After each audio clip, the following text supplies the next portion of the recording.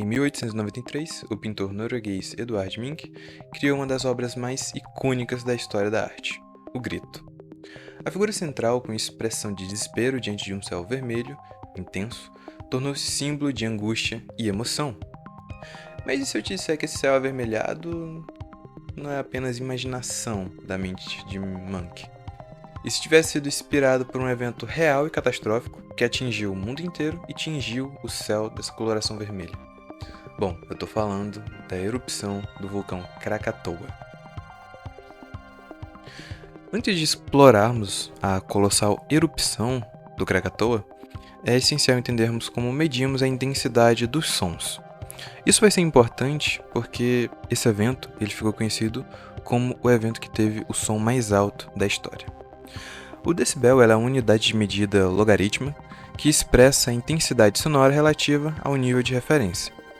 Basicamente, significa que um aumento de 10 decibéis representa um som 10 vezes mais intenso. Antes de mergulharmos na história de um dos eventos mais extremos já registrados pela humanidade, precisamos entender os níveis de decibéis, começando lá embaixo. Como já mencionei, 0 decibéis é basicamente o silêncio absoluto.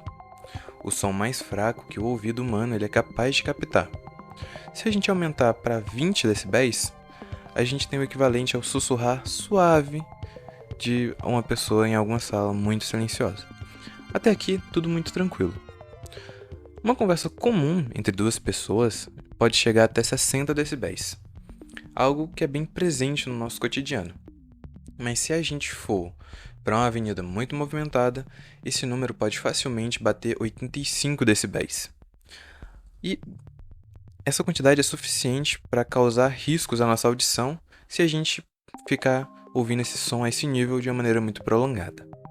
Avançando um pouco mais, a gente tem 110 decibéis, que é o volume de um motor de um avião a jato a 100 metros de distância.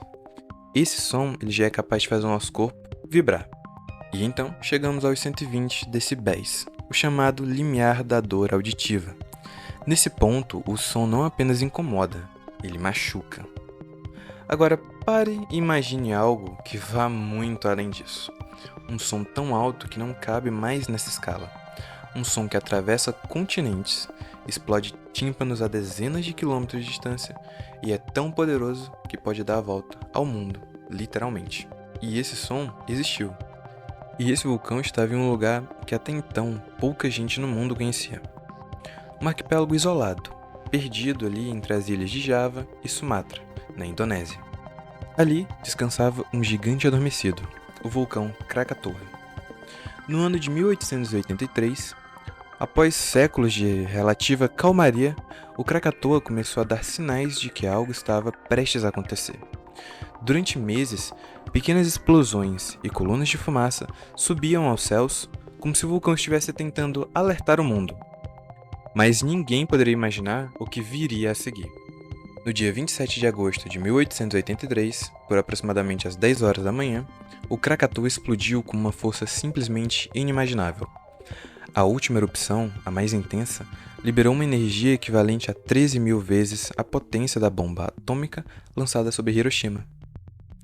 O som dessa explosão foi tão alto que atingiu um volume estimado de 310 decibéis, algo que, em teoria, nem deveria ser possível na atmosfera terrestre. Para se ter uma ideia, essa intensidade sonora ela podia romper tímpanos a 64 km de distância. E foi o que aconteceu com marinheiros que estavam ali. E isso causou um tipo de dano invisível também, as ondas de choque que viajaram pelo planeta. E isso não é só uma metáfora. Essas ondas literalmente deram voltas ao mundo, aproximadamente 3,5 vezes. Barômetros registraram as oscilações atmosféricas em cidades como Londres, Washington e até no Havaí. Esse som ele podia ser ouvido a mais de 4.800 km de distância, em lugares como a Austrália, a Ilha Rodrigues, que é próxima da África, e para muitas pessoas nesses locais, parecia que alguém havia disparado canhões logo ali perto, e isso horas após a explosão original. Mas o impacto ele não parou por aí. A erupção do Krakatoa causou tsunamis devastadores, com ondas de até 30 metros. A conexão entre a erupção de Krakatoa e a pintura O Grito, de Mink, ela tem um tema fascinante, que une a arte e a ciência. Embora Mink tenha descrito em seu diário uma experiência pessoal de ver o céu vermelho como sangue durante um pôr do sol, alguns pesquisadores sugerem que esse fenômeno pode ter sido influenciado pelas partículas lançadas na atmosfera pela erupção do Krakatoa em 1883. Essas partículas causaram pôr do sol de maneiras intensas, né, usando uma cor vermelha bem intensa em todas as partes do mundo. No entanto, é importante notar que Mink era um pintor expressionista, e sua intenção não era necessariamente retratar a realidade da forma literal, mas expressar emoções profundas. Assim, embora a erupção possa ter influenciado as cores do céu em sua pintura, O Grito, é, acima de tudo, uma representação mais de angústia, mas não da realidade. Mas, bom, voltando ao Krakatoa, foi uma explosão tão violenta que a própria ilha foi quase destruída. O que restou do Krakatoa afundou no mar, deixando para trás alguns fragmentos. E logo após uma nova cratera fumegante, que anos depois daria origem a outro vulcão, o Anak Krakatau, que significa filho de Krakatoa. Após devastadoras erupções do Krakatoa em 1883, os efeitos não se limitaram à região próxima ao vulcão. A explosão lançou uma quantidade colossal de cinzas e gases na atmosfera, alterando o clima global e provocando fenômenos visuais extraordinários.